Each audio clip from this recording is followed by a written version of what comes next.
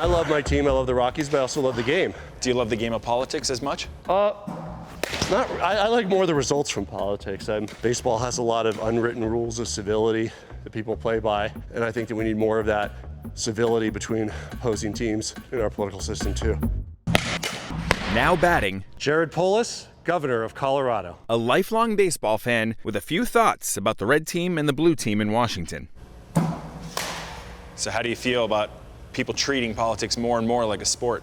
That's a shame, because sports has its place, but politics should be about more than just the game. Why are we even in a batting cage? Okay, we're going to crank it up. Well, baseball is about the only thing Polis says he misses about his 10 years in the U.S. House. I'm the all-time RBI leader for Congressional Baseball Team, which they keep the statistics on. And a 400 hitter. Oh, I see you did your research. The Polis path to prominence began in college with a series of e-commerce startups that later sold for more than $1 billion.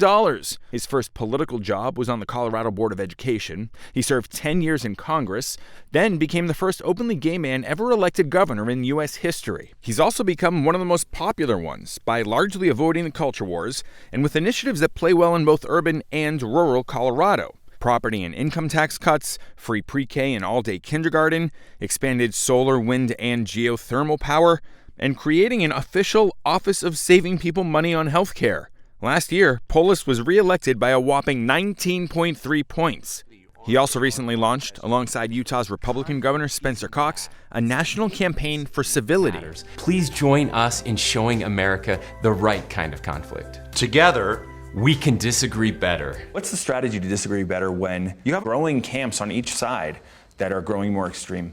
So governors like Spencer Cox and myself can't fix it all, but as leaders, I think we have a responsibility, and that responsibility is to govern in a unifying way, to be a role model rather than a cause of this division. We're in an era where LGBTQ rights are under attack. The Supreme Court is moving further to the right. Is this a time for disagreeing better and compromise, or a time for a fight?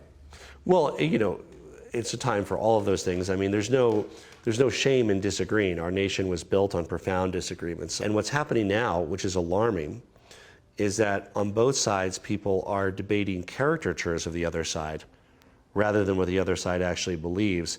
And they're frankly questioning the motives or the even Americanism of the other side. Another topic Polis is trying to triangulate is immigration. He wants the Biden administration to better secure the southern border, but also to grant work permits to the undocumented immigrants already in the United States. Well, right now we have a labor shortage in Colorado, 2 job openings for every unemployed person. We also have tens of thousands of people here who are underemployed because they don't have the right status. We have the jobs open, let them work, let them support themselves rather than taxpayers support them. Polis admits life isn't perfect in Colorado. He has a lot of work to do on addressing the state's housing shortage. But he has no doubt his previously purple state will stay blue again in 2024 if Donald Trump is again the Republican nominee. If he's not, well, then Polis says it is possible the state could go red for the first time in 20 years. Not for, I don't think, Donald Trump, but for others who might be running if they're able to prevail in the Republican primary. Of course, that's a possibility. So, as a Democrat, if Biden is the nominee, is the biggest concern that it's someone other than Trump? As a Democrat, we hope that Donald Trump's the nominee, but as an American, we hope that Donald Trump's not the nominee. So I, as an American, obviously, country above party, hope that it's somebody else. There's been chatter that Polis could be that someone else for Democrats, too. Would you ever consider going back to D.C. for the right job?